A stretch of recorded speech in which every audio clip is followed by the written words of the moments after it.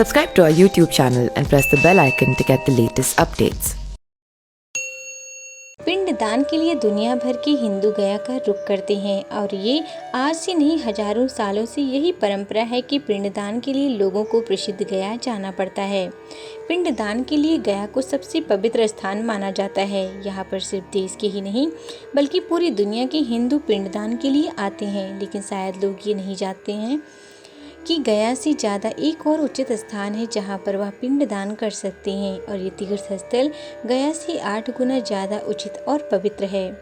बता दें कि प्रसिद्ध चार धाम की बद्रीनाथ के पास ब्रह्म कपाल के बारे में कहा जाता है कि अगर यहाँ आकर स्वर्गीय लोगों का पिंडदान करो तो उनके सारे पाप माफ हो जाते हैं और उनको नरक लोक से मुक्ति मिल जाती है। इस तीर्थ को पिंडदान के लिए सबसे फलदायी स्थान कहा जाता है।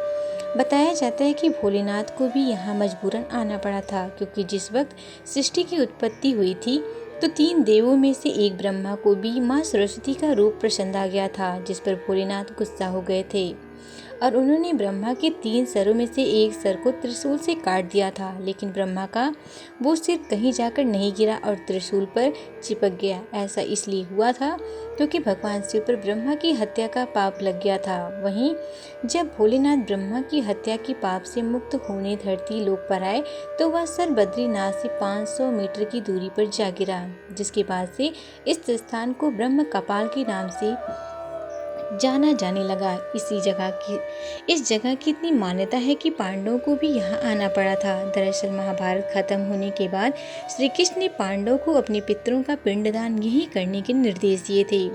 इसकी वजह थी कि महाभारत के युद्ध में लाखों लोग मारे गए थे। उनमें कुछ लोग ऐसे भी थे जिनका विधि पूर्वक अंतिम संस्कार नहीं हुआ था, तो श्री कृष्ण ने पांडवों को ब्रह्म कपाल आने को कहा था। पुराणों में लिखा है, बद्रीनाथ के पास बसे इस ब्रह्म कपाल स्थान पर जब पिंडदान किया जाता है और जिन लोगों का पिंडदान होता है उन्हें हमेशा के लिए प्रेत योनि से मुक्ति मिल जाती है और उनकी आत्मा कभी नहीं भटकती।